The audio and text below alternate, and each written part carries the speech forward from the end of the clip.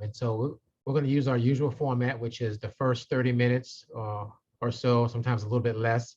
Unfortunately, I'll be a talking head. And then the second 30 minutes will be a time for us to all engage and comment, and ask questions, and make observations.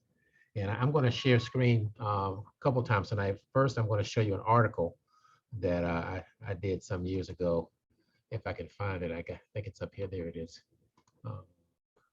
That we can also send. Franchon, did you get this article that I sent you earlier? Franchon? Yes, I have it. It's also Okay. going to be in the share folder. Okay, so this article will be in the share folder. So this article is on it's called Critical Thinking Skills for Rehabilitation Professionals in the 21st Century. The key thing is critical thinking skills. It could be for health professionals. It could be for any kind of medical professional. And this article was done in 2010 when I was at another institution. I've been at 5 institutions. So anyway, so this will be something that this article talks about critical thinking in a much more elaborate and philosophical way than we're going to talk about it tonight. But I want to make it available to you to read at your own leisure if you're so inclined. So I'm going to take that down. Franchon's going to send that to you. And then I'm going to pull up our talking points for tonight, and then we'll get going here.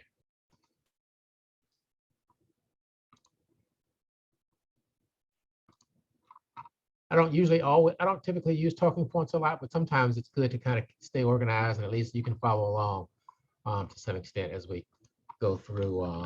I mean, I do use talking points, but not always written talking points. So again, tonight we're talking about critical thinking, lecture number 3. And so when you say critical thinking, that's something that, particularly in an academic setting, you would think that most folks are pretty proficient at doing. And I would say that's probably true, at least far more proficient at critical thinking than, say, the lay population. Because, at least here at SUNY Downstate, we have these schools and colleges that are all professional, medicine and health professions and nursing and graduate school and public health. And we're training people at the graduate level. So you would think that by that time, people are pretty advanced in terms of critical thinking. I think that is true relative to the general population. But it never hurts, in my experience, to reinforce some of these skills we have and to make sure that we keep them sharp as much as possible. So critical thinking really is exhibiting that discerning, that questioning, that sense of healthy skepticism, if you will, as you consume information. And we live in a world today in 2021, soon to be 2022, where we are in information overload. A lot of information comes at us on a daily basis from many sources. And it's important, because of the magnitude of information and the multiple sources it comes from, for us to be even more discerning and skeptical and have an ability to wade through the information, to really cut to the chase, to evaluate what information is good and what information is not good. Today's world, we have the internet, we have social media, we have many different worldviews, because we obviously, in our country and in the whole world, we have many different cultural perspectives based on race, ethnicity, spiritual orientation, political affiliation, socioeconomic status, profession or discipline, you name it. They're worldviews that are based on these different prisms or lenses through which we see the world. And if you ever wonder if this idea of different worldviews is really validated, there is a fellow by the name of Edwin Nichols who did some work called The Philosophical Aspects of Cultural Difference. And his work was published in 1989, I believe. He's actually a psychologist, but what he did, his life's work, was he traveled the world and basically did qualitative research to really understand the differences in worldview across different cultures. And so the philosophical aspects is how he looked at those worldviews. And those aspects are things like epistemology, how we come to know things. Epistemology is a process of coming to know or developing knowledge. He talked about axiology, that which has value. He talked about pedagogy, how we teach. He talked about logic, how we arrive at conclusions, and those types of things, those kinds of philosophical processes. And what he found was that, yes, there are pretty stark differences across the world and worldview based on how we approach those processes based on our cultural orientation. And so that's just a little sidebar that if you ever have a question about whether this idea of different worldviews based on cultural orientation is true, and he kind of confirmed that it is. So that we have also many different agendas that are floating around. You think about this country in terms of the political environment. I mean, it's a multitude of agendas and things that people are operating from, different versions of reality. Um, we always think about truth as being objective, and there's only one version of the truth. But obviously, we know that there are many different perspectives on that. And so, critical thinking is now in 2021, soon to be 2022, more important than it ever has been. And the bottom line is that all communication, whether it's written communication or oral communication, is intended to influence or persuade one towards action. Tonight, I'm talking to you.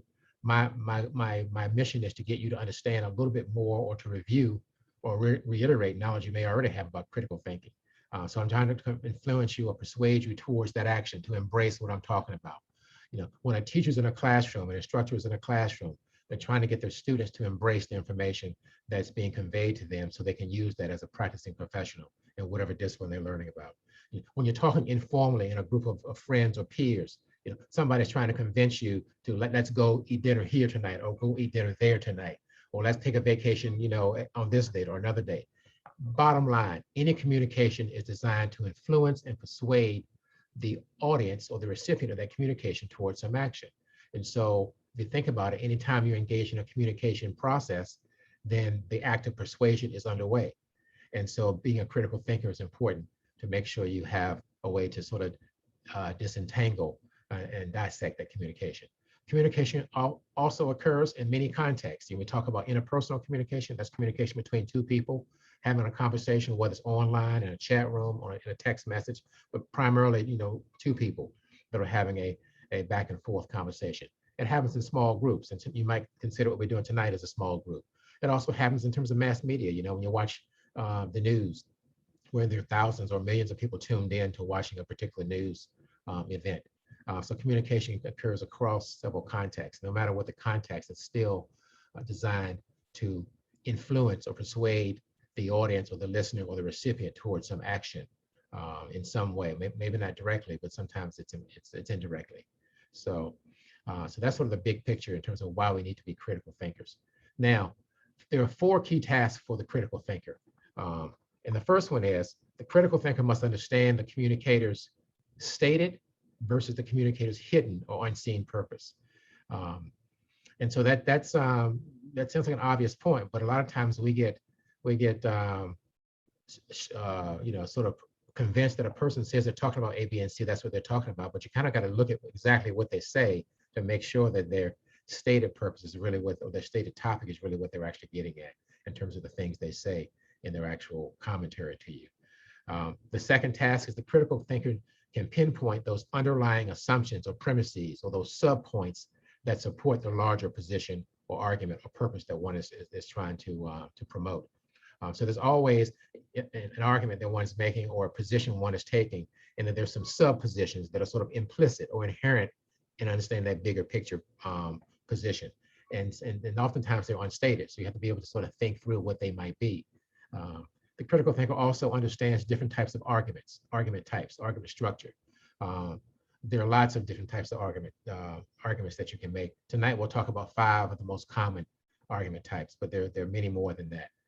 Anybody who's ever had a philosophy class or a symbolic logic class or an argumentation or debate class in college will remember some of these concepts. The critical thinker also understands the types of evidence and knows how to think about which types of evidence really are stronger in terms of their relative strengths.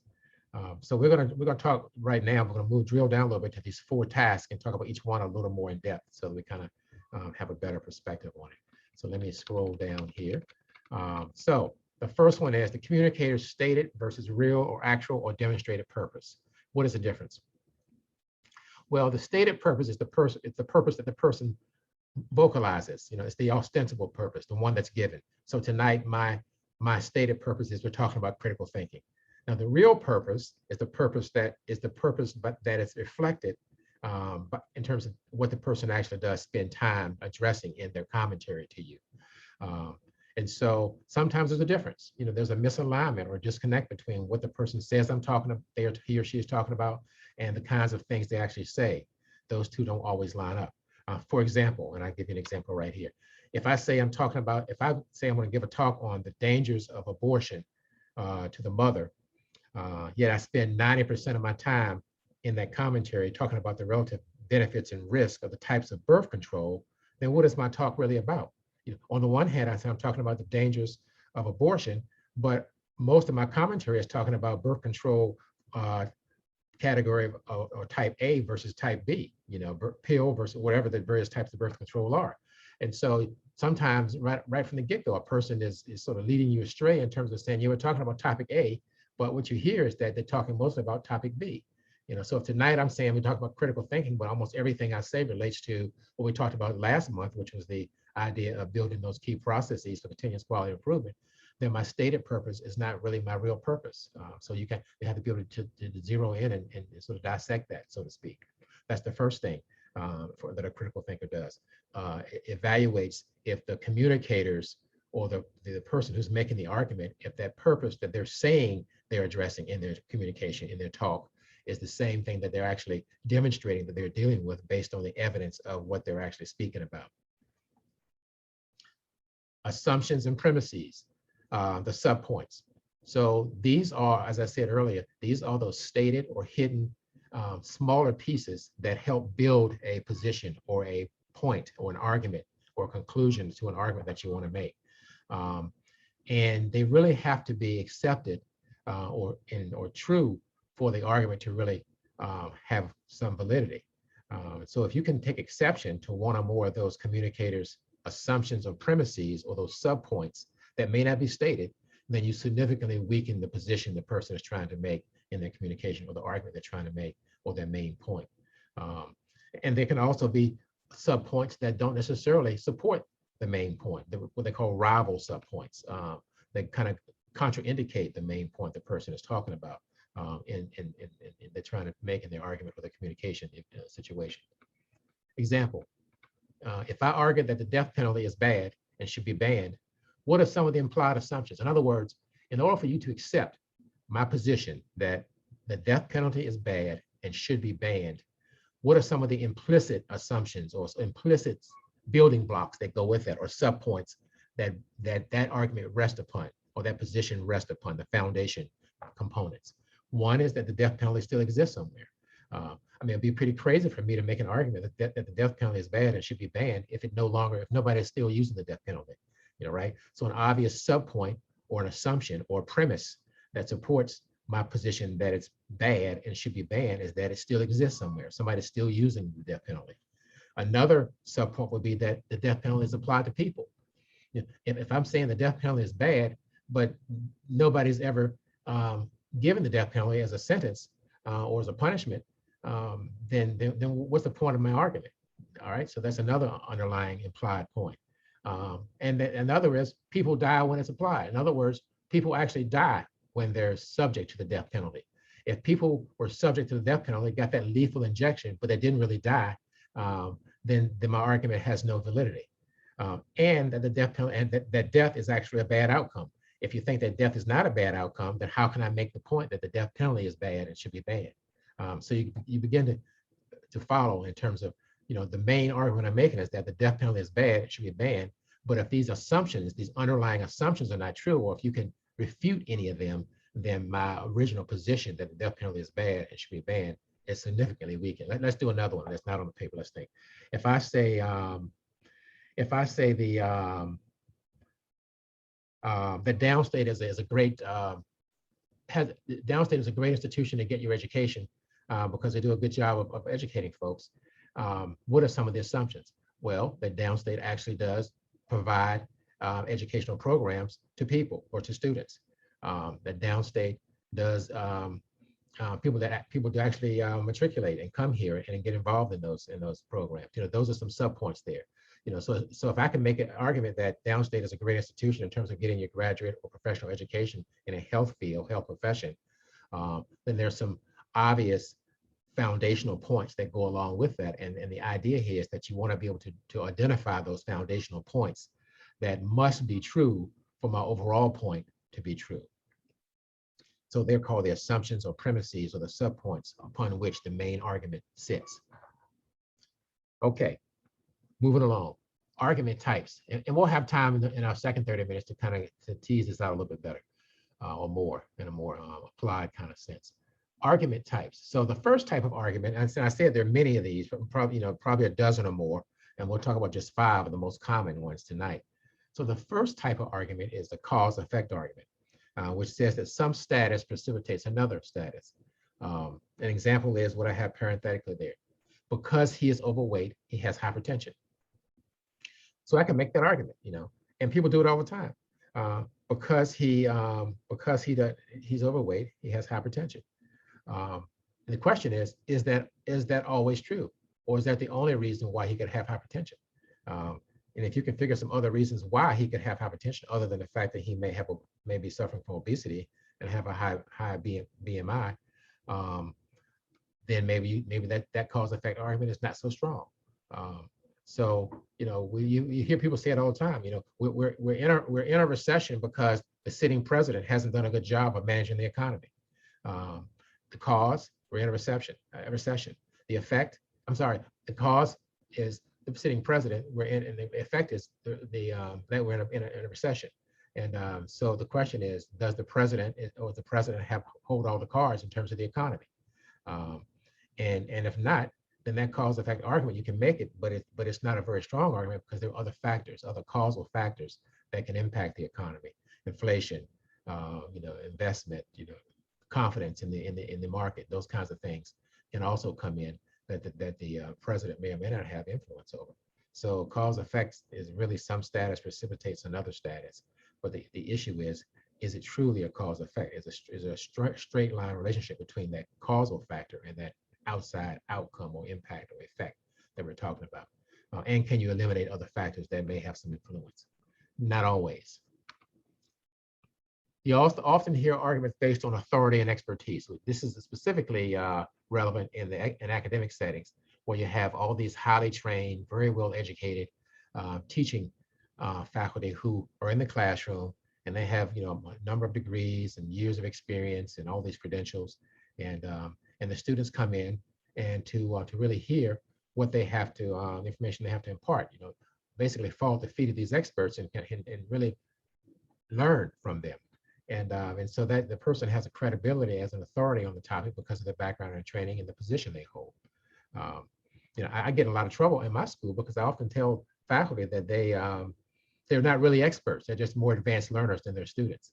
And because I really believe that in this day and time, it's hard to really be an expert because in my mind, an expert is a person who within a given area of expertise, if you ask them a question, they can always answer it.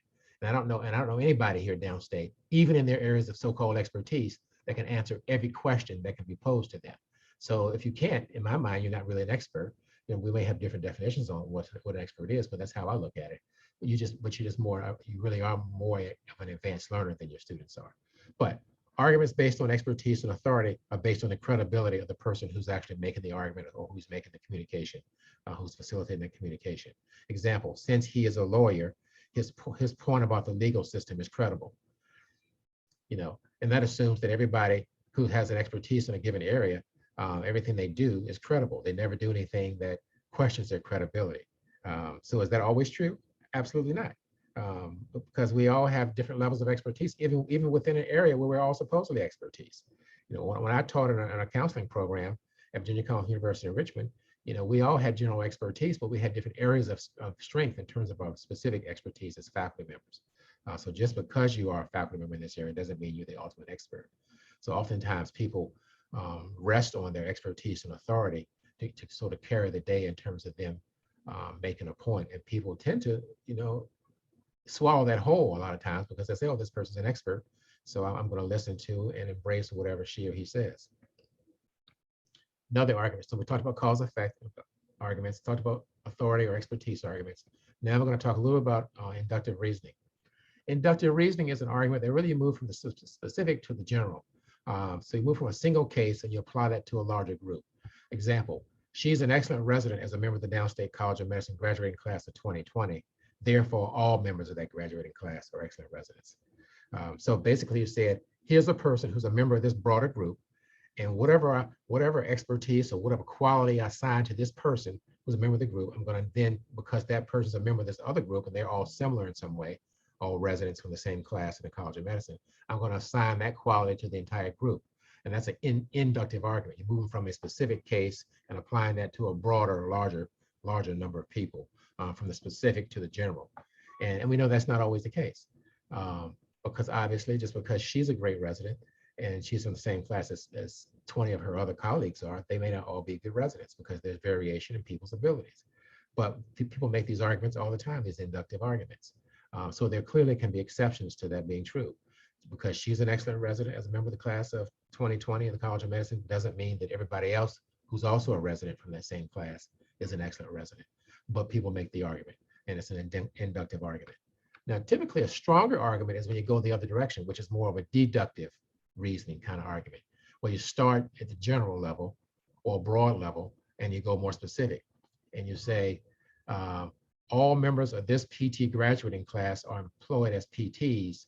She is a member of this PT graduating class, so she must be employed. Now, is that always true? Absolutely, because you start off saying that all members in this group are employed. She is a member in the group, so she has to be employed. You can see how that's a much stronger argument. You're moving from the general principle, zeroing in, narrowing it down to a very specific case. And it applies to that case because that case is in the group or in the cohort where the general principle does in fact apply.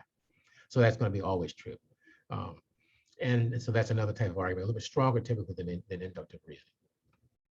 Syllogisms. Many of you may have heard of syllogisms, and I think about this particular argument.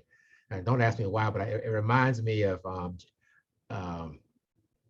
middle school geometry. And anybody who's had, many of us, probably all of us have had geometry. And you remember those proofs you had to do in geometry? Remember those theorems that you used to go through the proofs and to prove the proof? And there was not a theorem, but property called the transitive property. And that's similar to the syllogism. The syllogism really is, if A equals B and B equals C, then A equals C, or greater than. I think what I have here, the greater than sign. If A is greater than B and B is greater than C, then obviously A is greater than C. So that's a three-point argument. It's called a syllogism. Now, originally, syllogisms, when Aristotle, who I think is the original innovator of syllogisms, when he first talked about them at 370 BC or whatever that was, he actually said that syllogisms really have to use deductive reasoning. So you got to move from the specific. So you have to say that, all women are smart. Dr. De Oliveira, who's on this call tonight, is a woman, so therefore she's smart. So in its original form, a syllogism actually was a type of deductive reasoning because it always started broad and then narrowed into a more specific case. But we also know since Aristotle's time that syllogisms have been used in other ways. So you don't have to always use deductive argument. It's just the three-way comparison. Let's look at this example. If Nancy is stronger than Jim and Jim is stronger than Paul, then Nancy is stronger than Paul. Is this always true? Are there exceptions to this? Absolutely not. Because if Nancy is stronger than Jim and Jim is in fact stronger than Paul, then Nancy must be stronger than Paul. That there's no flaw in that logic. So you have lots of arguments that get made based on this syllogistic or syllogisms, way of thinking about things. It's sort of a three-point argument. So that may be the final argument structure. As I said, there are many other types of arguments that we're not discussing. Arguments by comparison or analogies. There are straw man arguments, there's slippery slope arguments. There are many arguments. They're not all that strong necessarily, but there are many different argument structures. So the critical thinker has the ability to, backing up to the number 4, to understand the communicator's stated versus hidden or unseen purpose, and to see how those things are aligned and zero in on the disconnects if one exists. They also have the ability to identify those underlying subpoints, those assumptions or those premises or those building blocks that hold up the main argument or the main position the person is putting forward. They also understand different types of arguments, so they can say, yeah, you're making a cause effect argument, and I don't think it always follows, or it's not a strong one, or you're making a straw man argument, or you're making an argument based on analogy, or you're making an argument based on syllogism. And I think it's a great argument because it seems pretty airtight. So they can identify the type of argument that's being made, and then they understand evidence. And let's go back to, I don't think I've talked about evidence yet, so let's go back to and make sure we hit the evidence piece. Yeah, I missed that one. So evidence is the proof that's offered. So you make the argument, And then oftentimes you say, okay, and here's some examples, or here's some evidence that supports what I just said, or that supports my position. Uh, and so there are different types of evidence. In a lay context, you may say, well, there's direct observation. I know this is true because I saw it. I know this is true because not only did I see it, but 4 of my other colleagues saw it. So 5 of us saw it. So 5 of us could be mistaken. Or I know this is true because I heard it was true. Or I know it's true because my one colleague and I both heard it. Or I know it's true because 8 of us heard it was true. It's still hearsay, and you have to decide whether that's strong enough for you in terms of the type of evidence. Sometimes we think about evidence in terms of research, evidence-based practice. We talk about, randomized controlled trials. You have to have a control group and a treatment group. You have to have random assignment of subjects to both the control and treatment group. You got to have pre-post tests. That's probably the gold standard in terms of strength of evidence of studies that you can do. You have quasi-experimental studies that are not quite as strong, and they're missing one of those pieces. You have correlational studies, descriptive studies, and qualitative studies. And so, sort of a hierarchy of different levels of evidence, even within research designs. And so proof is one of those things that you have to really understand what the person is offering up as evidence that their position is in fact true. So they say what their purpose is, and then there's some assumptions that are implicit in what their position is or their purpose is. You can take issue with those if you can refute any of those, and then you just think about what their argument structure is that they're actually using to make their point, and you can take issue with that if it's not always true, or not if it is always true. And then you can say, what type of evidence are you actually offering in this situation to really support the argument that you've made? And then you have to decide what types of evidence are substantial enough for you to embrace and say, yeah, that's good evidence, or that's not so good evidence in that given situation. Bottom line, effective critical thinkers not only have a keen discernment of reality based on wading through the information and understanding what's really happening in a communication situation or a persuasive situation, they also have the ability to be very facile and proficient at dissecting arguments and creating their own arguments. So the more practice you have at disentangling and dissecting somebody else's arguments or somebody else's communication, generally speaking, that leads to you being able to put together your own arguments or your own communication in a way that makes them a little more compelling and persuasive, because you understand how arguments are structured and developed. And so that's sort of the bonus benefit. The better you are at receiving and discerning and being skeptical and asking questions and not accepting everything that's presented to you, and sort of wading through these various dimensions we talked about and saying, oh, okay, he's saying this, but I think what he's really trying to get at is that, which is a little bit different from what he's saying, the better you are putting together your own arguments. So with that, I think we've hit our 30-minute mark, and I'm going to stop, and we can open up our 30 minutes of conversation at this point. I'm gonna, I guess for a minute, I'll leave the talking points up here, then I'll probably take them down in a bit. So the floor is now open. Critical thinking, what people's experience with this would be one thing we could talk about. Anything I've said that you want to take exception with, feel free, because you're a critical thinker and you have that prerogative to say, well, you said A, B, and C, but it sounds like you really meant C, D, and E. So what comments, thoughts, observations, questions do people have on this very basic overview of critical thinking? Again, when you look at the article, if you do, that we send out, you'll see that's a much more elaborate conversation about it. But I think the highlights that we did tonight really do hit the main points. What's the purpose? And is that what the author's really getting at, or the communicator's really getting at? What are the assumptions that undergird the main position that's being taken? What are the argument structures and all types of arguments, and what type of evidence is offered up, and where are the weak points in that whole scenario? If you can identify those weak points and offer rival hypotheses that don't necessarily follow, then you have the ability to say, okay, well, I hear what you're saying, but it's not necessarily that compelling or convincing because of these reasons. Okay, floor is open. Anyone?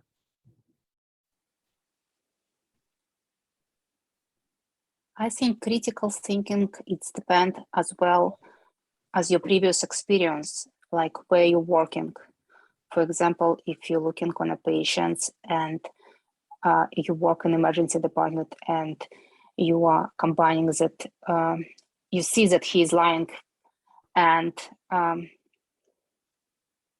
if you're working as a psychology nurse, and you're talking with him from different perspective.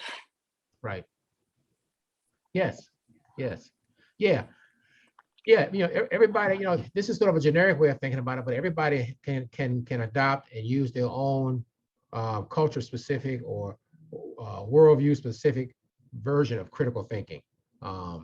It's also called, we do it all the time as practitioners in healthcare in terms of differential diagnosis. That's a form of critical thinking.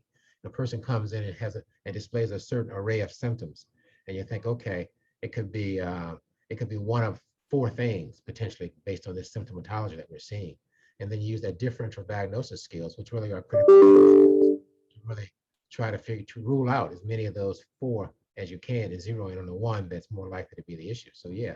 And that's something that physicians do and nurses do, quite honestly. Maria, your point is that what your background and your worldview and your culture can impact that. I think that was what you were saying there. Yeah. So it's all about you, and you bring your own subjective reality to every situation, and so does the communicator, the person who's making the argument, and that's sort of the point of this. We all have agendas, stated and unstated, that we're promoting, whether we're conscious of it or not. Most folks, when they're talking to you, are not consciously making an argument. They're not saying, "Oh, I'm gonna talk to Maria, and I'm gonna make this argument, and she's gonna take this action as a result of that." They don't consciously have that they don't tune into it on a conscious level. It's more at the subconscious level. But it is, in fact, what's happening when a person is communicating. They're trying to persuade one to take some action or to embrace some position. And that's the nature of all communication. So critical thinking is needed by everybody in every situation where there's communication, because you can't just accept things and swallow them whole just because somebody says it. And we do, but that's when you get in trouble sometimes. You can be led astray if you just say, "Okay, I accept this on face value," and don't question it. Don't have any skepticism about it. Don't try to weigh it and discern it, see if it all lines up and it has some integrity in terms of what's being promoted.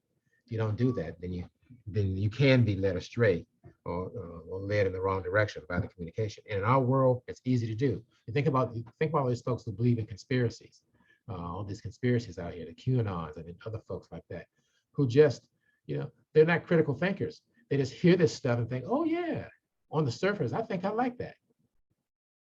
I'm gonna embrace that. I'm gonna base my life on that. I'm gonna live according to that."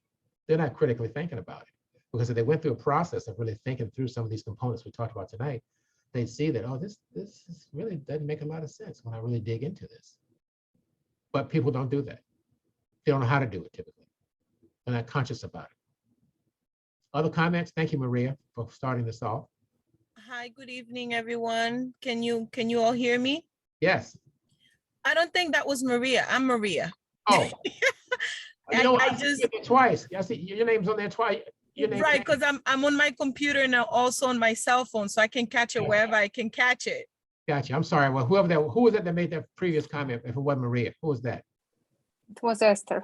There you go. Thank you, Esther, for the record. And Maria, thank you for clarifying that. Now, Maria has the floor. So go ahead, Maria. Right. So just piggybacking on the subconscious level, I think we all have some type of critical thinking that we do unknowingly. And just now when you mentioned the syllogism. Syllogism, right. And you made that, reference to early math. Usually at home with my children, I would say something like the Morgan's rule. I usually use the Morgan's rule. So if I get home early today, we will go out to eat. So if I don't get home early, then you already know what the result is, right. So I usually do that at home, and I'm just now learning, this actually helps them with critical thinking. Right. Because then I hear them talk amongst themselves, like Mommy said, if she gets home, then we'll go to IHOP. So if I don't get home early, no IHOP. Right. So they make their own conclusion that way.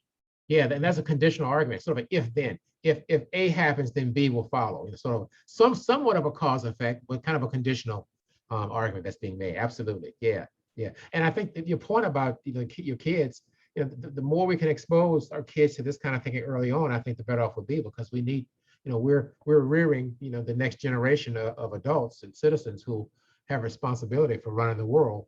And we want them to not be so captive to what's told to them or they hear in a communication situation, just because they don't have the ability to question it.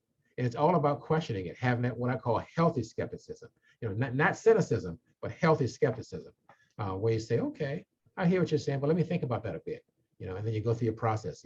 He's saying A, B, and C, but he's not saying D, E, and F, and what does that mean? Or he's spending, he's saying this is about A, but he's spending 50% or 70% of the time on B. And then if he's saying this, then what's the assumption that follows if he's taking this position?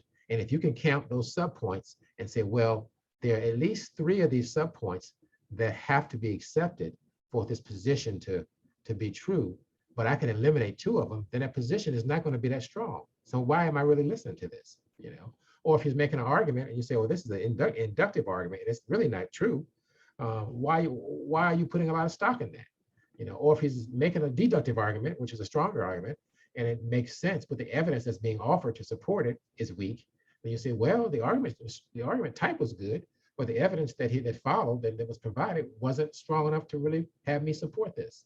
And we need much more of that in our population, particularly in young people who will be inheriting these leadership roles and running the world. And they have to be, and information we're on overload in terms of information. It comes at us from all angles, And so as annoying as it may sound, because I think it has to do, there's a cultural influence as well. Okay. Because I'm from the Caribbean and we cannot question our parents. Right. We cannot question our elderlies. Right. Whatever they say, that's what goes. Right. I remember my father being upset at me because he said my son didn't shower, and that's it. So me calling my son and having a conversation with him, did you shower? Mom, I was upstairs in the bathroom. Abuelo didn't see me shower. And my father totally got upset because I shouldn't have questioned what he said. I shouldn't have come to, have a discussion with my son to come to a conclusion. Did you shower or not? Right. So, there's a cultural influence as well to Absolutely. Critical thinking. Yeah. And, and a big part of critical thinking is you don't have to articulate any fallacies you see and what's being told to you. You can just think it. You can arrive at your own conclusions. You don't have to articulate it, because sometimes articulating it gets you in trouble. And I grew up in a house, I'm not from the Caribbean, but I grew up in the same kind of household. My parents encouraged me to express my views, but when they said the conversation was done and here's the decision, that was the end of it. They may say, okay, here's your 2 minutes to express your view. I'll listen. And they say, okay, at the end of that time, I'm making a decision, and then it's done. And I may have said, I didn't, because I was a kid, didn't know anything about this. But if I had the ability, the wherewithal to think about it critically and weigh the arguments and that kind of thing, maybe I could have said, oh, that, they just tell me this, they want me to do this, but it's not a convincing or strong argument that's being really made. But you can't, as a kid, it's not smart to articulate that unless your parents really give you permission to do that. Absolutely. And that is right. And that is cultural. But you can still have that skill and you can still exercise it, but you don't have to always speak on it. You kind of say, okay, yeah, I hear you. Yeah, right, okay. I'll do it. Knowing good and well, it makes no sense to do it based on your analysis that you can't articulate at that point. Yeah. Because of where you are on the food chain. Yeah. But as adults, when we're bombarded with all this information on a daily basis in the world, I think we have to have it for our survival, and we have to teach our young folks as they raised how to wade through and make these independent decisions, and don't just look at somebody's credibility as a so-called expert or whatever they're saying and just sort of swallow it whole just because they're in a position where they're supposed to know. Because we see a lot of problems with that.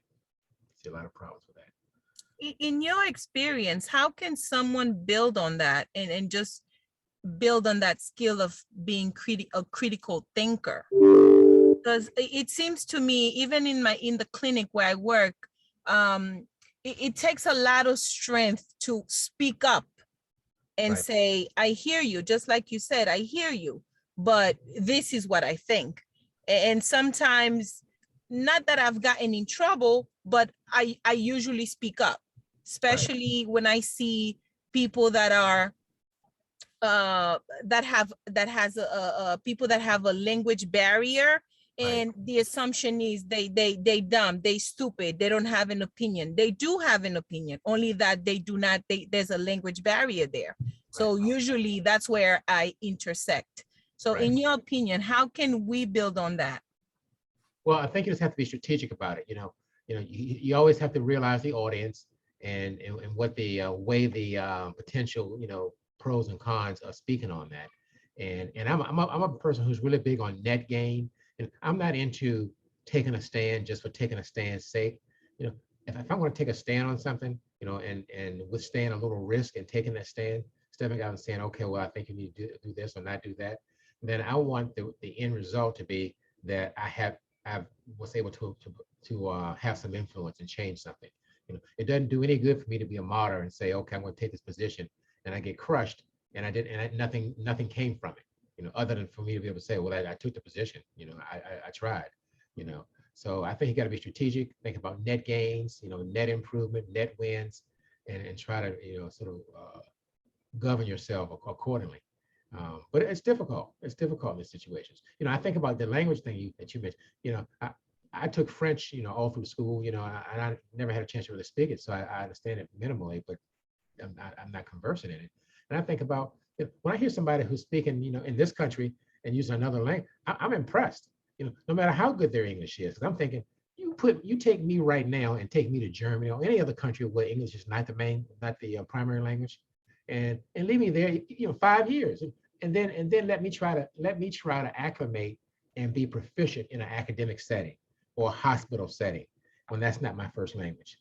I'm going to be struggling, So my head's, so sometimes we have to advocate for people and make those kinds of points, give this person have you walked in their shoes? Have you gone to a country where you don't know the language and tried to be to function in an academic context or medical context? You try it and see how difficult it is. It's no joke, So we have to validate these folks. But you're right, people do make those judgments, and it's easy to do, when you're quick to make a judgment like that. You don't really think things through. But yeah, so I kind of said a whole bunch right there, but maybe not all that relevant to what you were mentioning, but hit a few of your points, I think. Thank you. You're welcome. Anybody else have anything they want to throw into the mix here? So critical thinking, as we talked about tonight, you can see that even though we're dealing with very smart, well-credentialed, very seasoned and experienced people, here at, say, SUNY Downstate, either on the academic side or on the hospital side, no matter how you slice it, these are very intelligent people, very accomplished, very good at what they do. People still don't typically think about critical thinking in the way we talk about it tonight.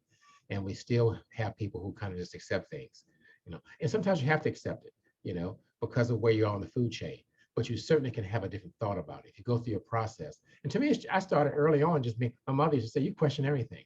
And I did. And, as a child and an adolescent, for sure, a teenager. And that's how I began to think about it. I didn't think about argument structure. I didn't think about evidence. I didn't think about underlying premises. I just think about stated versus unstated purpose.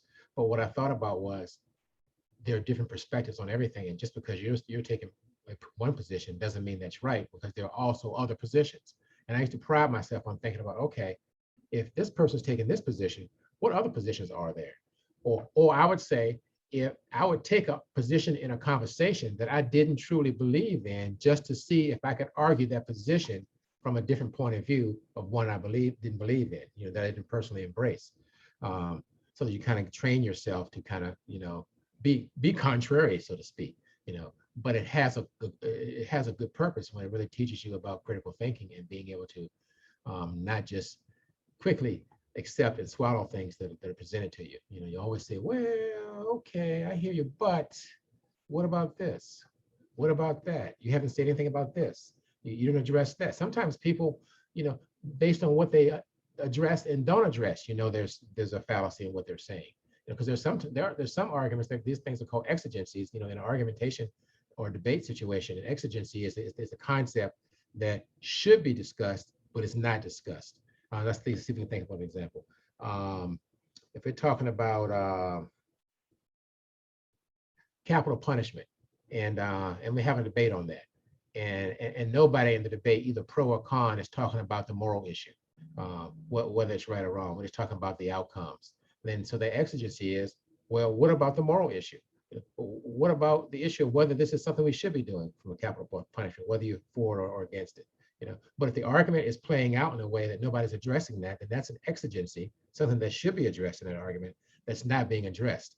And so if you can identify those pieces, sometimes those things lead you to a point of understanding what those weak points or those deficiencies could be in the argument that's being made. Yeah, that's another thing. We didn't talk about that much tonight, but sometimes there are points that people should be making, logically speaking in their argument, but they're not making them. And they're not making it for a reason. Either they're not aware of it, or they know it's not a good point to make because it doesn't further their position. And so if you're a discerning critical thinker, you say, well, why are you not making this point? This is a point that should be in this conversation. Why are you not addressing this and you're making your point or putting forth the argument? And then they got to find a reason to explain that to you. So then you got them on the defensive, so to speak. So yeah.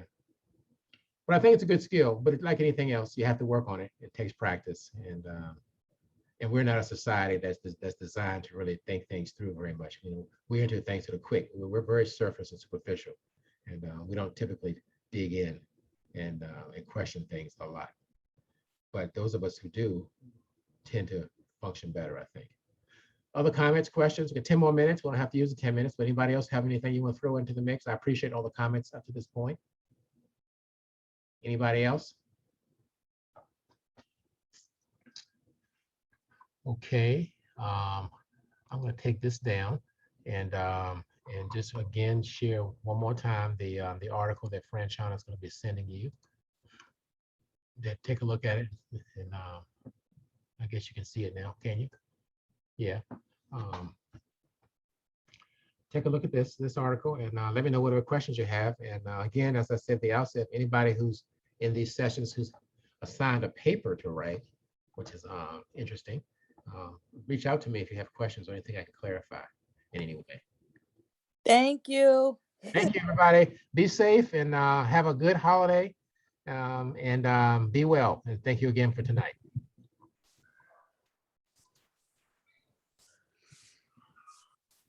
Thank you. Thanks. Bye-bye.